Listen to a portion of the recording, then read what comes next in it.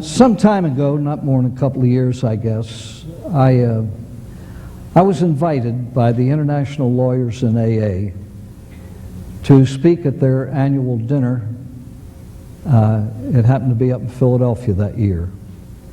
And they gave me the topic, "Am I my brother's keeper?" And I was intrigued by it. That question, "Am I my brother's keeper?" occurred right in the beginning of the history of mankind, when one brother took the life of another. And it's been asked of many up until today. And I think you and I are all acquainted with people who have indeed become their brother's keeper by dedicating their lives, by choosing given professions that are people-oriented, or their time, or their talent, or their substance to others. Watch men and women who have been completely devoted to their families after the families are grown and married and on their own. Many of them volunteer in hospitals or nursing homes. Isn't it true that when you enter a hospital and you see the ladies in pink or whatever they wear, you know, in most hospitals, the volunteers, they're all older women. They just have been so used to being their brother's keeper, they can't stand being idle when their first obligations are over, and so they volunteer their time. There are those who have chosen professions that others would shy away from. Medicine, nursing, law, clergy, parole and probation, social work, prison work. I feel certain that with the talents that some people have, they could be making maybe 5 to 10 times the money they're making in any given one of those chosen professions, but they choose to be in them because they can contribute to the lives of other people. Watch the response in a time of national tragedy. We just saw it with the Oklahoma bombing. People just immediately rushing those in the various professions that can help damaged and injured people, just rushing to the rescue. Why do people do that? Well, of course, it all goes back to our early education. I mean, my mother raised me that way. I'm sure your parents raised you that way. I'm sure you're trying to raise your kids that way. Share this. Give your friend a ride on your bike, on and on. You know, don't be selfish. Share this. Share this. And so that's part of our background, but the basic reason I think we do things for other people is that we get something out of it. We get something out of it. It's called self-fulfillment. You know, the very definition of love is to function for the good of others. Now, I do that because I love them, obviously. But many people who choose to become their brother's keeper are choosing to do things for people they don't even know. Why am I functioning for their good? Because I get something out of it. One of our priests is a very, very saintly man, Father Jim Morris. And I was talking to him one day in the front office of the old St. Mary's Seminary on Paca Street in Baltimore.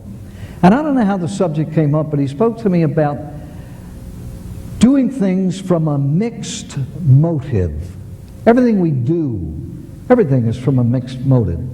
And he used this example. You give your mother, let's say, a very fancy $500 sweater for Christmas.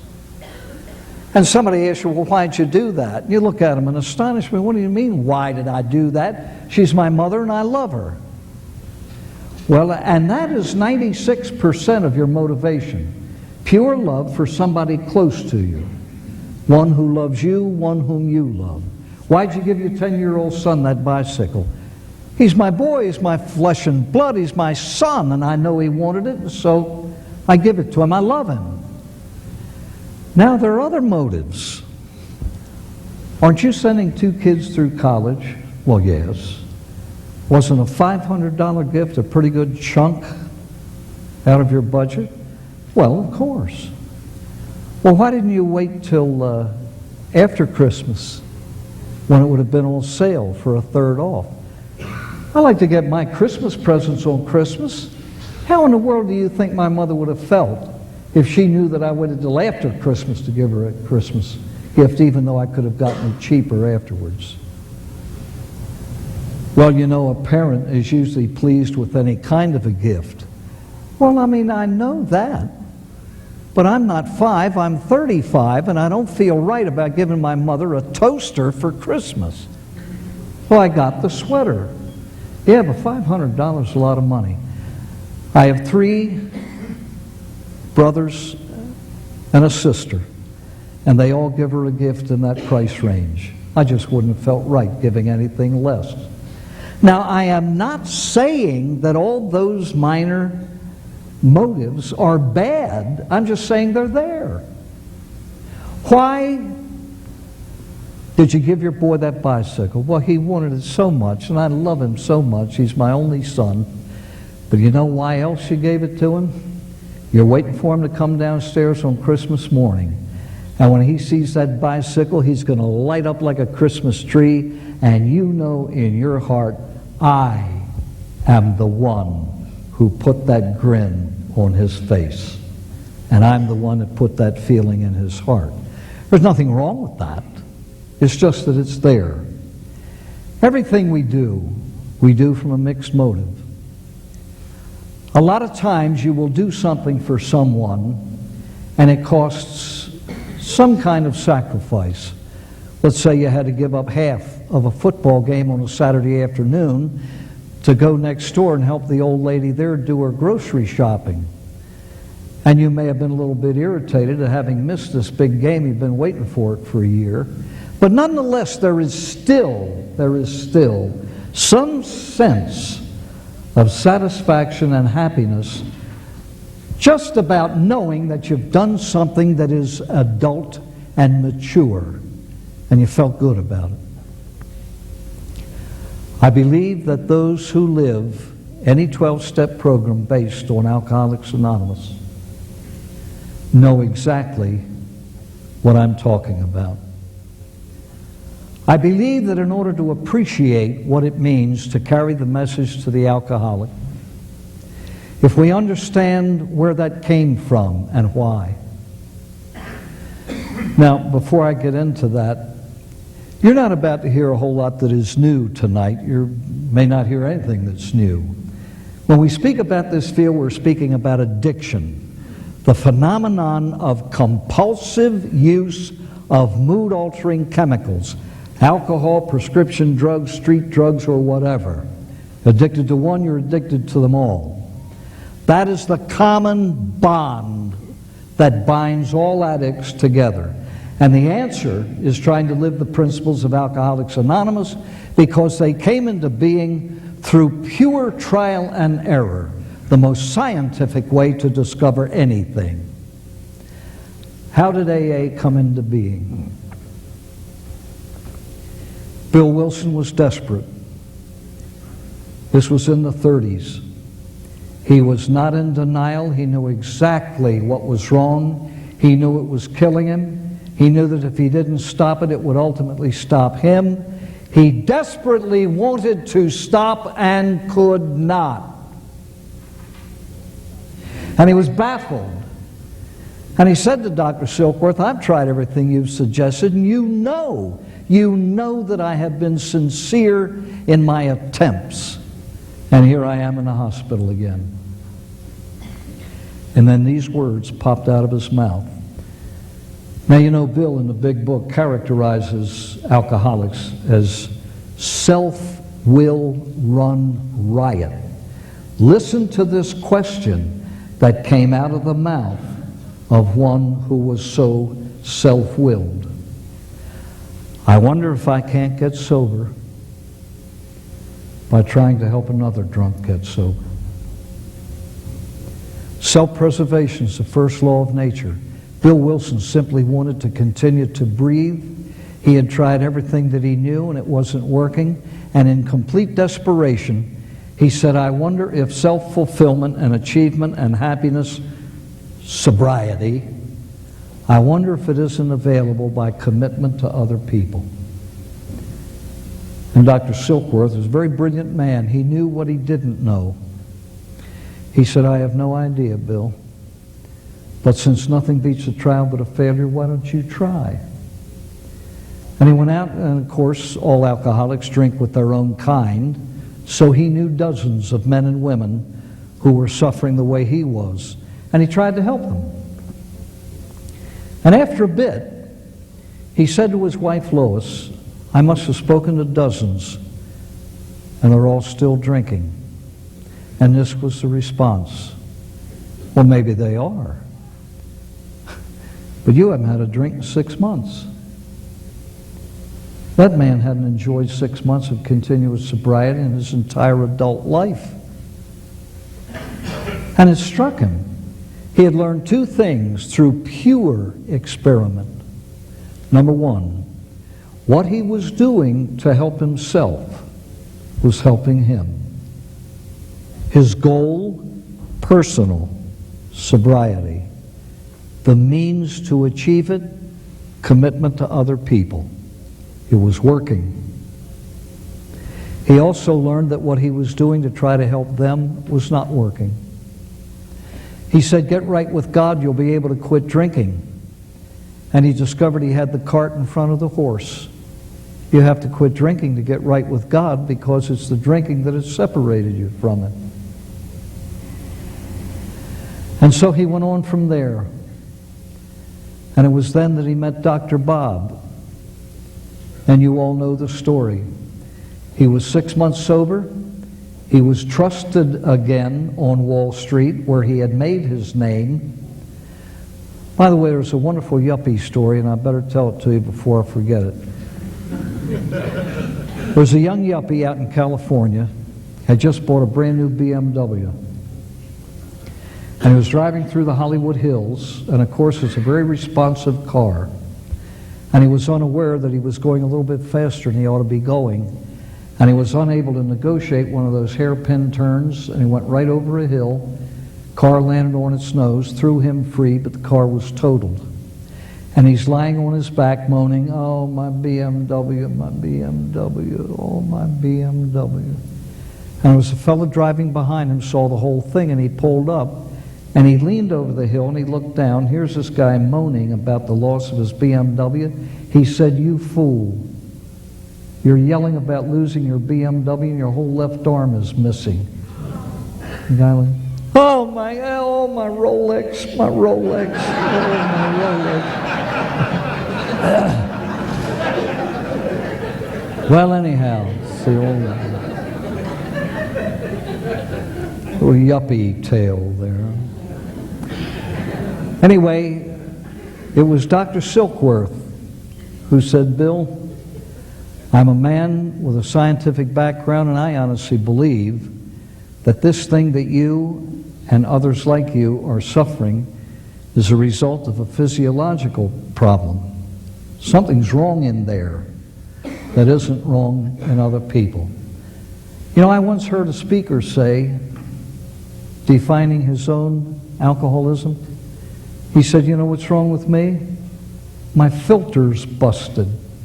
And that makes as much sense to me as anything else. He said, when I take a drink, the compulsion to take another one is set up. Something is wrong with the system in here. So maybe the problem, even though it is deeply spiritual in its damages and its repercussions, basically by its nature, it's a physiological addiction to a chemical.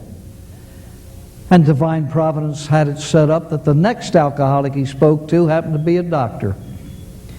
He went to Akron, Ohio. He had had a brand new business deal lined up, and he had backers, and the whole thing fell through. He was alone. His wife is back in Brooklyn. He's in Akron. He's discouraged. Not a good condition for alcoholics. And he was tired, emotionally tired. And he could hear the ice cubes clinking in the glasses in the bar.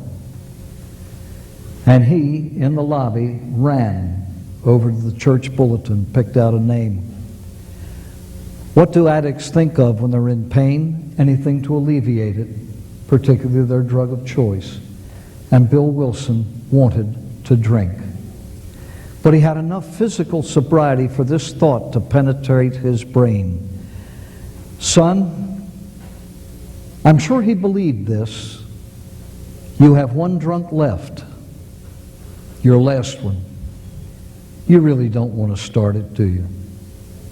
And boy, he ran over that bulletin. He picked the name of Tunks, an Episcopal priest. And he said, do you know any drunks I can talk to? And the man, of course, said no. Why would he give names to a stranger on a phone? Do you know anybody involved in the Oxford groups, this religious movement of Christians who did away with their denominational differences and just tried to live the principles of Christianity? Anyway, he gave him the name of 10 people that he knew in the Oxford groups. And Bill struck out on 9 of them. The 10th name was Henrietta Seiberling. Her family made automobile tires. Yes, she said, I know a drunk, an old family friend. He said, please, I've got to talk to him. Please remember the goal, self-preservation. He wanted to stay sober and he was tempted to drink. And the only thing he had at that time, he hadn't yet discovered the first 11 steps. The only thing he knew to do was call a drunk, try to help a drunk. And she said, well, he's too drunk. When can I see him? She said, come over to my house tomorrow. And AA was born in her kitchen, as we all know. And the approach as his brother's keeper that he used for his brother was not one of shame or condemnation or finger pointing or anything else. He said, I hear you're having trouble with your drinking. Yes. Have you tried to treat yourself? Have you tried any number of ways to get well? Yes. Well, he said, I'm in the same canoe. I'm an alcoholic. Here's what happened to me. And then he told him about trying to help people, and whether they got sober or not, he hadn't had a drink in 6 months. Now, the first AA meeting, he had a lifetime of drinking and 6 months of sobriety. Dr. Bob had a lifetime of drinking and about 6 hours of sobriety. So in the early days of AA, most of the AA talking had to do with the sick years rather than the years of being well, because there weren't all that many. And that was providential because it gave every brand new drunk that they got into their presence something to identify with. And they all discovered they had 2 things in common. When they drank, they didn't control it, it controlled them. And it caused trouble. All the rest, all the dissimilarities meant nothing.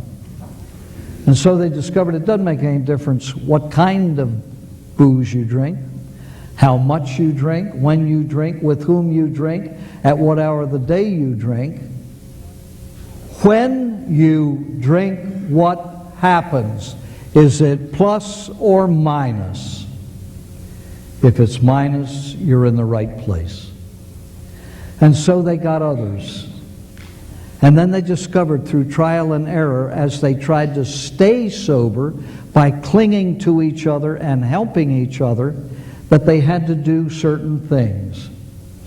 For example, after the first 3 steps, I can't handle it, God can, I think I'll get in touch. Steps 4 and 5, the inventory and the acknowledgement of guilt, come right there. Because very early in his career of sobriety, Dr. Bob went on a convention and drank. And he shot back, and he knew that he had to resolve the guilt of his checkered past because he couldn't live with it sober. And that's the way these steps came into being. Knowing that he had all these faults and the things he had done and the things he had left undone that he felt guilty about, the only way he could resolve that guilt was to acknowledge it and realize that he had been forgiven. And then he saw that he had to get rid of some of these faults or they'd entrap him again. Then he knew that he had to make up to people that he had damaged, and he tried. And then, of course, knowing what they were, human beings, with all the foibles and the weaknesses, they continued to take inventory and admit wrong promptly so that there wouldn't be any backlog of guilt building up to lead to a drunk. And they came to a stark realization that if I truly acknowledge that my sobriety has come from a God of my own personal understanding, I'd better get to know Him better. If anybody needs an explanation as to why you ought to pray, there's nobody on earth can explain it. If you can't see it, you'll never understand it. I'm impelled to want to know better and love more the one who gave me the priceless gift of my life through other human instruments. Now we come to step 12. I've done this before, but the song from Man of La Mancha fits so perfectly. Bill Wilson was a man who dreamed the impossible dream. And he fought the unbeatable foe. Men and women have been fighting it for centuries, and they lost. He ran where the brave dared not go. But he knew if he'd only be true to his glorious quest, that his heart would lie peaceful and calm when laid to its rest. Ladies and gentlemen, the world has been better for this. One man, bruised, covered with scars. He still strove with his last ounce of courage until he reached that unreachable star of sobriety, that jewel that men and women have been looking for from the beginning. But in the process, he had been set free. Freedom is a synonym for sobriety. And he had regained his human nature. What is human nature? What's a human being? A creature made in the image of God. That's what a human is. A God-like entity. And so he acted like God. He shared His goodness.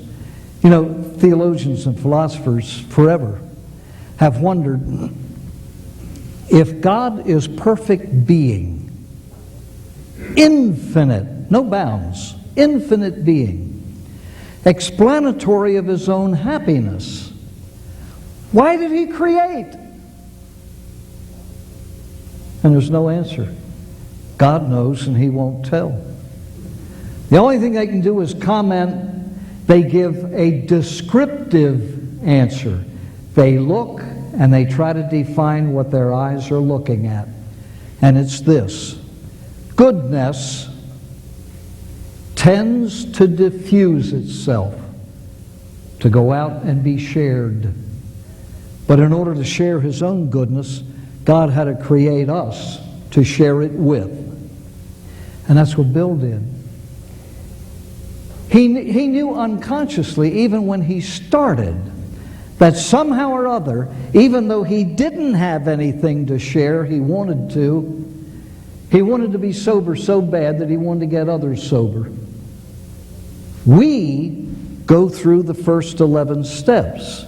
He started with the 12th to discover them. What did he discover? Absolutely nothing new. Ladies and gentlemen, there's nothing new in the AA program. My mother lived AA and never heard of it. And I'm sure so did a lot of your parents and grandparents and billions of people before them. All they did was, through pure scientific procedure, put the stamp of validation on the set of principles to live by that God gave human nature when He created it. We lost our freedom, slaves of addiction. Freedom is back. And the joy of being free expresses itself in that burning desire to just give it to anybody and everybody you can think of. But one has to go through the 11 steps in order to have something to give. There's an old Latin expression, nemo dat quod non habet. Nobody gives away what he doesn't have. And so, people who are addicted, alcoholics, drug addicts, street druggies, anyone addicted to any chemical, set free and trying to live these principles to function by, being concerned about rebuilding his relationship with God, self, and others, suddenly begins to mature and to grow. And the preface to step 12 is this: having had a spiritual awakening as the result of these steps, all the first 11 are nothing but a preparation for the 12th. When asked, what do you mean by a spiritual awakening? This was Bill Wilson's answer: look for a profound change in personality. A different person is coming into being here. The whole setup of one's attitudes, one's thinking, and therefore one's behavior. Change is visible, it's audible. And that is why the first indication that anything good is happening in another is when he cleans up his mouth. A foul mouth is indicative of a foul mind. And foul-mouthed people can talk this program to death, and it'll mean nothing. A clean mind reflects itself in clean speech. And once these things begin to happen within the soul of the recovered addicted person, he now burns to share this with others. Now we are, all of us, like the Samaritan, the perfect example of one who is his brother's keeper. When fellow Jews passed by the injured man, it was the Samaritan, the man from Samaria, who bound up his wounds and took care of him. And so he is called the Good Samaritan. Now we're all asked to be good Samaritans to everybody else on earth because everybody else is our neighbor. But how about those closest to us? Those to whom we hold a responsibility. Have not all addicted people who have received the gift of cleanness and sobriety, have they not been the result of the efforts of people who were their brother's keeper? And in imitation of them, they try to pass that torch along. And so who is it who can best reach out to the addicted person? The one who may be rather unlovable or unlikable, except one who has been there before, to whom sobriety has been passed by a person who was his brother's keeper. Is it not those in the program who are bound by a responsibility to reach out to others who are addicted? Now let's even bring it in closer. Should not clergy be the first to help alcoholic or drug-addicted clergy? Doctors to help doctors? And how proud I am that this talk is being filmed in Virginia, where lawyers helping lawyers came into being. Love spreads like a flame. And so it does. People in our community, our neighborhood, our co-workers. My brother's keeper. I heard of a story some years ago about a man who got sober, and he works in Washington in government of some kind. He has permission to leave any meeting with anyone if he gets a 12-step call. Do you know why? This was his story. He had a terrible time getting sober. And he ran away from his sponsor and was terribly drunk, and he had reached the end of his own rope. And he called his sponsor one night from Western Canada. The sponsor lived in Connecticut. He said, "I've had it. I'm willing to do whatever you tell me." And the guy said, "Wherever you're staying, you stay there. Give me your address and phone number. I'll be there." And his sponsor called a buddy of his. It was quite late at night. He said, "I'll be by to pick you up. We're going on his 12-step call." And he arrived in front of the fellow's house, blew the horn. The guy came out, and he had an overcoat on over his pajamas. Got in the car and promptly fell asleep. And he woke up, the sun was shining. We're at cornfields. And he looked at his feet, he said, "Where in the name of God are we?" He said, "We're in the middle of Illinois." He said, "We're what?" "Where in heaven's name are we going?" He said, "Saskatoon, Saskatchewan, Canada." They went there, got the guy, brought him back. He'd been sober ever since. And he simply vowed that if anyone cared enough about him to drive clear across a continent, he would go anywhere in the world if he were asked. The greatest man I ever knew was a fellow by the name of Austin Ripley. After 5 minutes of being in his presence, I wanted to be just like him. And I remember one day hearing a man ask him, you know, people in AA theorize, well, I'll go with a fella for 3 meetings, or I'll sponsor you only if, lay down all kinds of conditions. And somebody asked Rip one day, how far do you go with a drunk? And immediately he said, as far as you can. And then one step more. Now, I've seen him do that. I've seen a lot of people do that. I don't know if I can. I really don't. Met a man about a month ago. He was driving us to the airport in Rochester, New York.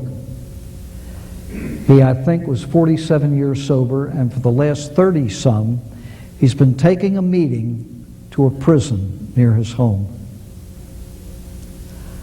And his wife is always after him, why in the world do you have to do that? You go out in the most terrible weather, you're not a young man anymore. Why in the world do you do it? So few of them get sober. And he was just so happy to say, honey, it fulfills me. If one gets sober, I'm thrilled to death. But if they don't, the effort teaches me, just by looking at these fellas, this could be me, but for the grace of God. Oh no, I am fulfilled. And I'll finish the line for him by being my brother's keeper. AA suggests in the last step of its therapy that is exactly what we are. We tried to carry the message to alcoholics, any drug addict, and to practice these principles of charity in all our affairs. Am I my brother's keeper? Of course I am. Are you your brother's keeper? Yes, you are. I hope that there never has been or ever will be, a doubt in your mind about that. Well, I want to thank you all for coming here this evening. I'm always, I don't even know how to put it. It's a tremendous honor to know that people actually listen to what you're saying, and I appreciate that. I love what I do because, you know, the main thing is that I meet people like you. Rip, you know, he had a wonderful expression. He said, the tongue is mute when it is faced with the impossible task of expressing the simplest feelings of the heart. Ladies and gentlemen, you've made me a very wealthy man. If real love is measured in the coin, or if real wealth is measured in the coin of love. Now, if I try to tell you that I love you for that and for many other reasons, how can you possibly know what's really in here? Every time we say the words, I love you, it means something slightly different from when we said it before. The only thing that comes close are the magnificent words at the end of probably one of the loveliest songs ever written, Roger Whittaker's The Last Farewell. For you are beautiful, and you are. And I have loved you dearly, more dearly than the spoken word can tell. Thank you all again, and good night.